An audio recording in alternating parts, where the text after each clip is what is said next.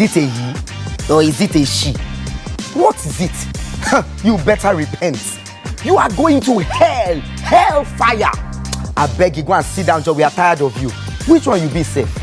Asexual, bisexual, homosexual, heterosexual. Make up your mind. Excuse us. Are you gay? You are tired. You say you are tired. I never start with Una. This is just the very beginning. You call me gay, G-A-Y. I am gorgeous and young. And can I add, I am mad, making a difference. Bass boss. Behind the Glam. And welcome to Behind the Glam with Uti. So our guest today literally breathes in controversy like others breathe the air. Today we'll be stripping away many layers to get to the heart of multiple award-winning host, actor, and king of self-expression, Denrele Edun.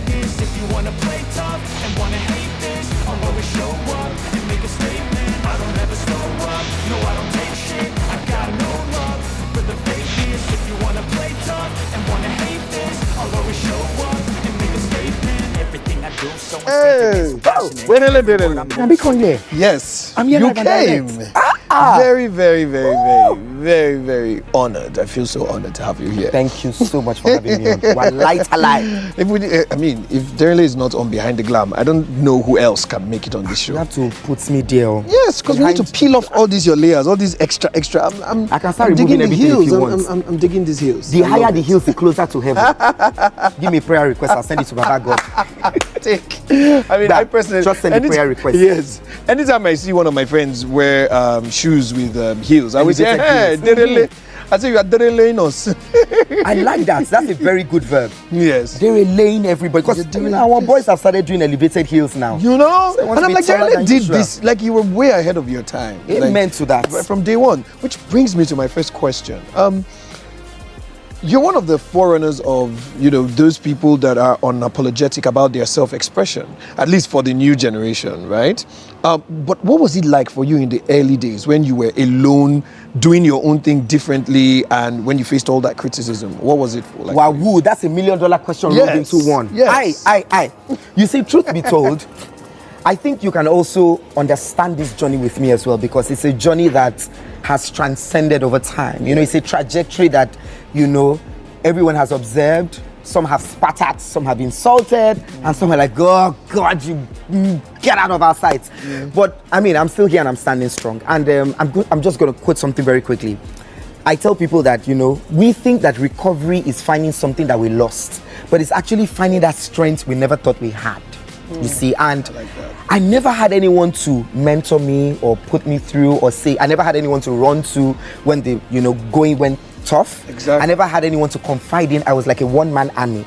So you see, starting out building a brand this unpredictable, unconventional, in your face, flamboyant, outlandish, very outrageous, was frowned upon by many. And I would take it down to the days even way before the advent of the internet or social media. We started our hustle before social media. Yes, thank you. Enough respect to the Gen Z, no doubt. Gen Z, yes. But for us then, for me, visibility was more on the big screen and the tabloids. And the tabloids always went at me. And then again, you see now we have like faceless identities, typing nonsense to us, using a keyboard. They would type, they would insult and whatnot. But for me then, it was upfront confrontation. I would be at the bus stop and people would come up to me. Why are you dressed like this? Come on, move away from here. Like disgrace. And then I had people spit on me. Yes, people will spit. No. Yes. No. That is disgusting to look at. If you had parents, if I was your father or your mother, I would disown you, I will kill you, I will castrate you, I will slaughter you. So I had, and this was me in my early teens, going through the path of self-discovery, trying to find myself. And then you have people, strangers telling this to your face every single day. And then I remember that, I would say, where can I find solace? The church. So, I was in the church, I was a, chorister. Trust me, I sing off tune, off key. I sing horribly. I can't sing to save my life. Horrible singer. From treble, they moved me to alto. But then you see, I just felt like the church would embrace, because I felt, this is sanctuary, and I can be who I want to be. But it was a different picture. They walked, like I would get to church and then they walk me out of church every Sunday. Like, what? And then it wasn't like I was, I was just me, I was just expressive, and I was like, I'm not stepping on anybody's toes. What's going on here? And then even in Unilag, in school, it was the same thing. I would get to class, if a class is at 8 a.m., I'll get to class at 7 a.m. But then when the lecturers enter, they would just look, you, out. So I wrote all my tests and exams by the window. I'll be writing. The only friend I had in school, and I'm sure everyone knows this story, is Linda Ikeji, because she was like an outcast to the hot model. So the two of us would just be going and everybody hated our guts. Apart from facing opposition from the outside world, the then budding star's home life wasn't easy either. The home front itself was absolutely worse than negative. Because I lived in a family house, I grew up in a family house. So stayed with my cousins, my grandma, you know. God, I never want to see those people again. Heaven bless my grandma, so she's late now. But now we lived in a room the size of like a, you know, one of the toilet here is bigger. You know, my mom, my dad, myself, and my two sisters. And you know, growing up in a family house is like the worst trauma that can ever happen to anyone. You know, my dad was out of a job at that point. My mom was struggling to make ends meet. As a non-Nigerian, the next thing my mom would have done was pack all her children and go to her country. But then she wanted to make it work, make the marriage work. But she was constantly against 12 women in one house. And I was the only boy. Sorry, what's the nationality? So my mom her dad is Indian and her mom is from Mauritius, that very exotic island near Madagascar. That's why you're very exotic. If you see my mama, we know if I reach her. But I saw my mom's fighting spirit, and I think that's where I got that from. You know, my mom would constantly fight 12 women in the house every day. And to tell you how crazy it was, I was the only guy in this house. Aside from my dad, who would, you know, be out in the mornings to make ends meet. My cousins would gather. They would take those masquerade whips and they would flog me like, yes. And I couldn't fight back because I was like the only guy. So that made me feel weak because I felt I should be the man, I should be fighting back. But then they were older than me. They constantly taunted me. They constantly ridiculed me. I've really never really gone into, you know, this. I don't know why I'm saying it right now. And my mom was the only stronghold we had in that house. I remember my mom would come back from work. If they opened the door and said, they would slam it back on her face. She would go through the back. My mom would bring bottles. Like, she would bring, like, come here, you short Indian woman with her fiery temper. My mom did everything. She went everywhere from, you know, she went to different churches. At a point, we all ended up at MFM. You know, she was a staunch prayer warrior. You know, she was just wondering, where is all this negative energy? Where is it coming from? Why? Why me? And my dad couldn't really do anything because we were stuck in that house. We had nowhere to go. We couldn't afford to get a house out of the family house. But, you know, let me get away from all of that. That is just to say that all of that negativity, all of that negative energy, all of that strife, chaos, pandemonium, turbulence shaped me into the strong individual that I am. I sat down and I said, I am going to rewrite my family history. I'm going to change the narrative. I am going to be the key, the master key that will get everybody out of this house. Uti, I have to take my glasses off for this one. You see, I had to fight tooth and nail to get my mom out of the country. Wow. My mom was a teacher. Not only was she teaching like in a normal school, she was also doing private lessons. So when I finished secondary school, I also took up a teaching job. I was a teacher for a year. Yes, I just needed to, you know, bring some money to the home front because my dad was looking for a job so bad. And my cousins and everybody in my house were constantly taunting my dad. Unemployed man, you know, and I was born in Hamburg, Germany. So when my dad came to Nigeria, he was like the, you know, the apple of the family. I just got back, yes. You know. But then, I don't know, it was like a reversal of fortunes and he lost practically everything. So staying in that house just made me realize, hey, we're not wanted here. And then I started modeling, I was teaching, I was in school, I was hustling. So I managed to get my mom out of the country. I just said, you know what, you have to go back to Mauritius, go and meet your family. Because my mom was, like, her hair was falling out, the beautiful woman who she was, the fashionista, you know, it was too much for her. You see, there are days when my mom will be cooking in the kitchen, because, you know, we all share the kitchen, and she'll be boiling pepper. Maybe she might go inside to get ingredients. She'll come back, you'll see like mucus. Somebody would have spat in it. You know, like, I remember the one time she was trying to cook fried rice and somebody poured green coloring. You know that coloring for cake? You know, like, what didn't we see in that house? You would even see people, they would urinate in the food. Yes, you would smell it. So, I mean, I just said, I don't think this woman will go through this. I was already getting myself. So I just said, I gathered enough money, got her a ticket, one-way ticket to Mauritius. You know, there's no straight flight, so she had to go through SA. And then she flew. And she was like, I said, don't worry, I will handle this. I'll take care of my sister, take care of my dad. I will do what I can do, but I will fight this battle. How have you managed to maintain this, your happy-go-lucky attitude, like, wow, despite everything you went through? I can't begin to imagine what what was going through your mind when you were witnessing all those things happen to your parents and your siblings? Like, was there at any point did you want to just give up? Did you ever become suicidal? Severally. People look at people like us, you know, people like you and I, with all that strength that we exude, with all that inner resilience and, you know, dominance. They feel that they have it all figured out. But you see, for people like us, you know, we have our moments. I just never let those moments define me. I just refused to be defined by all of those crazy moments. Unfortunately, there were more crazy moments ahead for the star with the advent of social media and overzealous fandoms. I remember that you did get death threats from a BBN fandom, from a group of fans. I think we know what we're talking about. Yeah, Thatcher fans. Okay, so first things first, and I'm looking into the camera and I'm going to do this. I know Uti's not expecting this, but first things first, I am going to use this opportunity to tender an apology to this man, and I'll tell you why.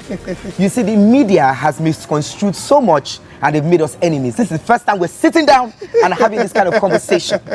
And even in the course of, you know, my journey, you know, with showbiz and whatnot here in Nigeria, I would constantly hear, that Utila doesn't like you. Oh my God, he doesn't want to be on your name. Wait now, you know, and I knew that it still boiled down to the friends that we had that came out of the reality show. So I'm glad you brought this topic up because, you know, Big Brother Africa, Big Brother Nigeria, as much as it's been a blessing to you, it's been a curse to some others, you know, and the show as a phenomenon, as a platform, as mileage, has pitched people, has pitched tents. You know, they will hear, so if Uti is supporting Vina and Denrele is supporting Karen, they're enemies. You know, if Uti is supporting Melvin, Denrele is supporting Beverly, they're enemies. Sitting down to Big Brother, you were like a template for making me understand that, you know what, take it out of social media, take it out of TV, take it out of whatnot. Life continues. Still to come on Behind the Glam with Uti. So we got to his house, and then his mom was there, his wife was there, everybody was there, and then he was like, kiss me. So now remember, I went alone, and you know, I was like, I should kiss you, sir. Behind the Glam. And we're back with our amazing guest on Behind the Glam with Uti. Now, we're in a very conservative society.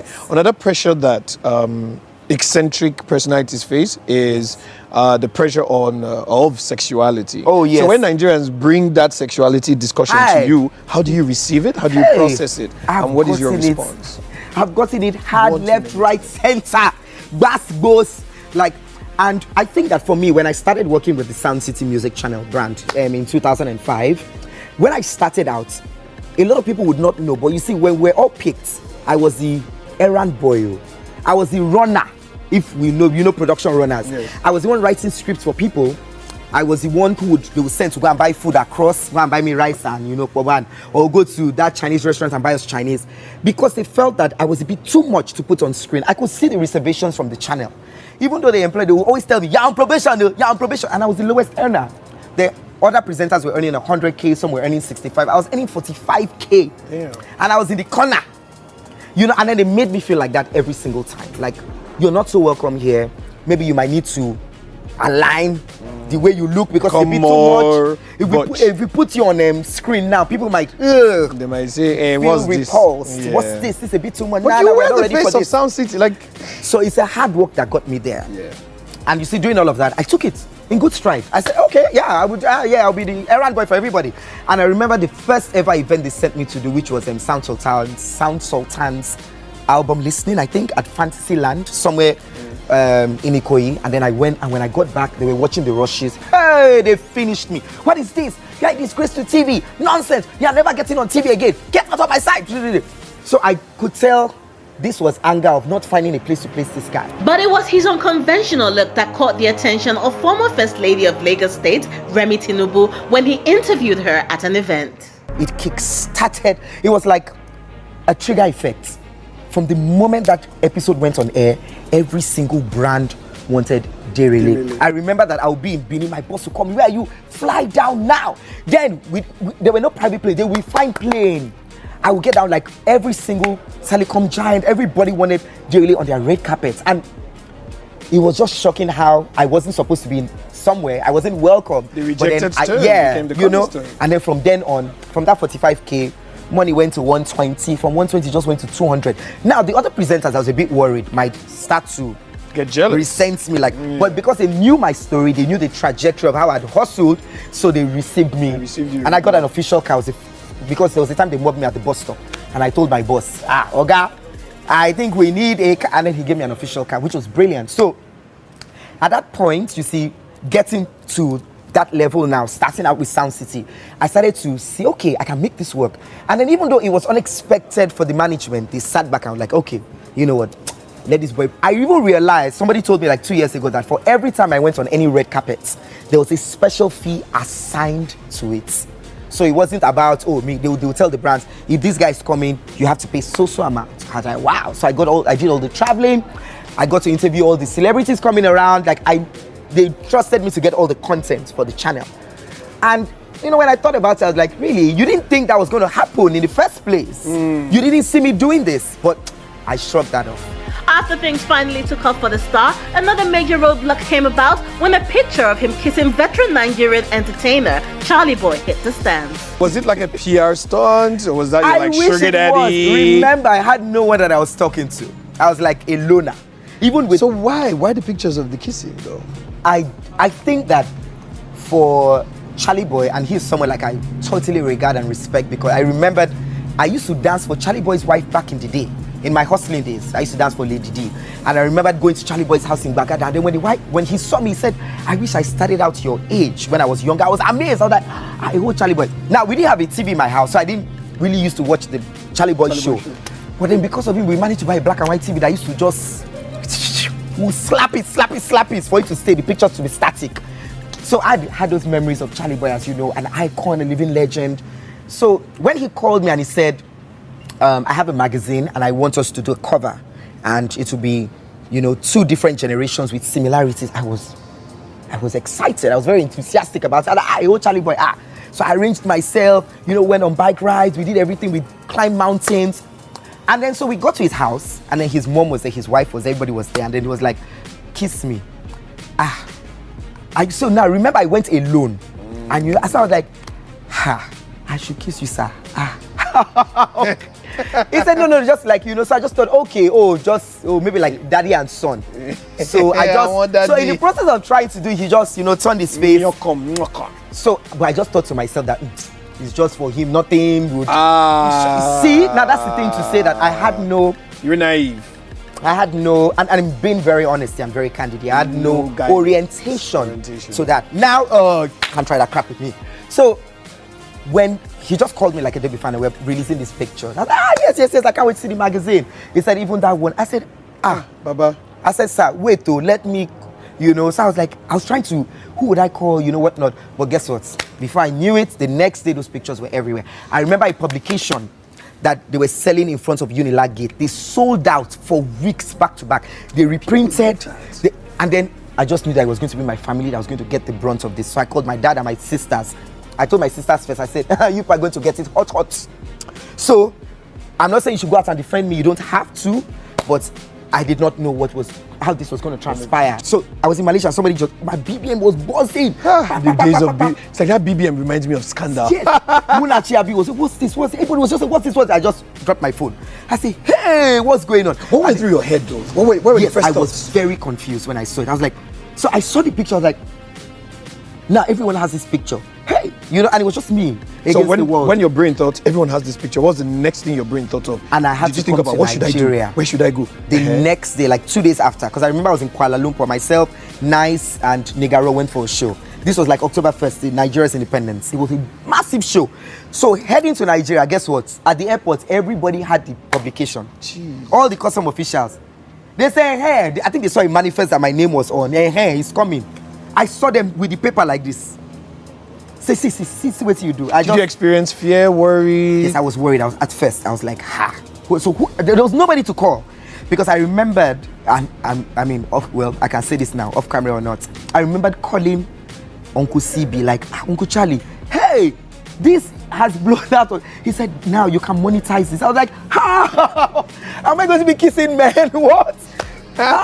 Kissing boots for men. He said, don't worry, you can. You make the best out of this. But so now, if that happened now, I'll know how to handle it. But then I was like, I was like, hey, if I get to Sound City, I go here. Did you cry? Did you? No, run? I'm not a Did crying you- type. So Okay. I usually never let pray? people cry. What did you do? I was praying. You see, so my reality check was the moment I stepped out of the airport. Everyone was looking at me at the airport. See him. Naim. But guess what? The outside world was waiting for me. In traffic, people were selling this pop. They will run, they will knock on my door. See you. Man, where they knock, man? I would now laugh. Ha ha ha. But inside, how were you? I was confused. And then people would come out of their cars because there was traffic. They would knock. Why are you doing this? You're a disgrace. Like normal, Wow. people driving. I would see people in the owner's corner in traffic. They'll come down. They'll knock. Wind down. And they will say all kinds Wind of down? expletives to me. They'll throw it, insult me. Some were even storing pure water at the car, And then when Jesus. I got home, which is why I said there is nothing you can say to me on social media that I have not experienced in But I just can't real understand. flesh. Like, how do you deal with these things? I had do you to. has it ever made you almost loathe yourself? Like, how do you maintain self-love? Now, I would refuse to loathe myself. I've always had brilliant self-love for myself. I've always said to myself, you are you. You're the person who's fought this fight. You've broken barriers. You've crashed ceilings. You've changed the narrative. You've rewritten history. You've crossed hurdles. You can't hate yourself right now. So I wouldn't do that to myself. Yeah, but did you feel some certain kind of way I towards just felt Charlie like Brown? the world was against me. What about towards, I said Charlie? Yeah, Yes. Charlie Brown. So to Charlie Boy, Charlie at Boy, first, sorry, I I thought keep saying about it. Charlie I said, I can't be angry at Charlie Boy because why? Charlie Boy is not only a father. He's not only a grandfather. He's not only an accomplished veteran. He's a man who's got his shit together. And me, I am just trying to start my life. All right, so I'm going to deal with this myself. Because So you didn't feel like he tricked you or well, manipulated someone the from situation? his team called me and said that they told him not to publish it. Someone who I went to school with, name withheld. But then she called me and she was expressing herself like, no, he shouldn't have. And I was like, you know what, it's out, I'm going to deal with out, it. it's done. So I get to the office and then I hear that my boss had been so angry. What's this? What's that? What's this? This is not, I just knew that my days in this place were numbered. I faced work and then I was back to ground zero. I had no car. I had nothing in my account. My sisters were in private university simply because I wanted to, as I said, change the narrative. So I was stuck. I remember my younger sister calling me and was asking for her fees. And I didn't have 1 naira to my name. I say, hey, I don't enter this one. How? And I would never ask. If you ask around, I'm not the asking type. I'll deal with my shit myself. So, long story cut short, that was when I landed my Channel O gig. That's how God works, I went to multi-choice for an audition. I saw the people that had come through. I wasn't expecting the job, but then they were insistent about picking me for this gig. I got it. My first gig out of Nigeria. We're paid in dollars. I was still wondering when it was going to be obvious that this was like a story that were messing around with my brain. And then, from Channel O, and then, fast forward to. So I remembered running into my Sound City people. So when they see me now, they're like, you're a diehard. Because if you look at it, there's a pattern to this thing. It's not about how well you work in a place. It's not about how long you work in a place, but like how well. And I tell people that, don't limit your challenges, challenge your limits. For me, I lose the excuses. I find the reasons, I gain the results. And from then on, it's been a beautiful story back to back. But you see, I would say that all of these experiences shaped me into the very resilient human that I am. And I wake up in the morning, I look in the mirror, I like what I see, all that self-love, I throw it on myself. I'm even at a point now, 2020, when I said I'm going to be a bit harder.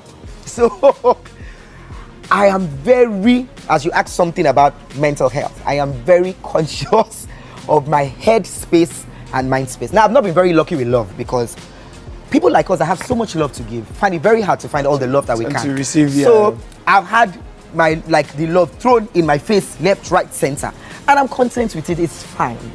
So I've said this year I would, focus my energies on myself.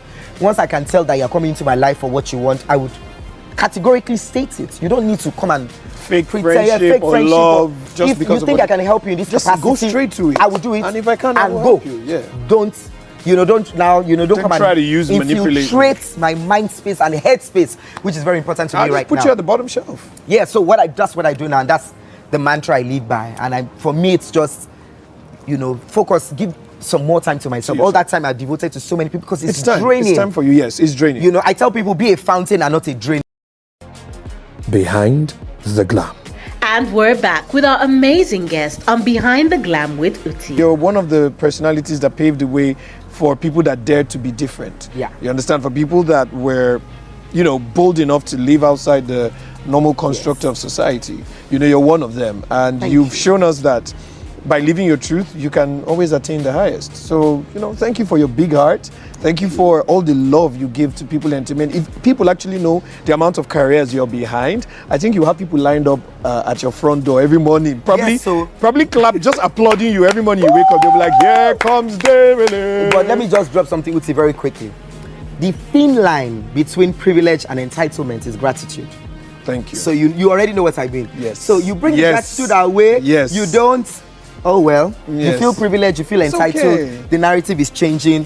We ain't got time for bull crap and cock and bull. Yeah. You move. Yes. It's safe to say you're getting to that point where we can describe you as timeless. Because how many of us had careers way back as the 90s? 1993. And then this is 2021, you're still here. You're like a Nigerian Madonna. Hey, man. I like that. On TV. Woo! Ageless, timeless, Ageless and flawless and timeless. stainless. That brings me to this now. But in your own few words, right?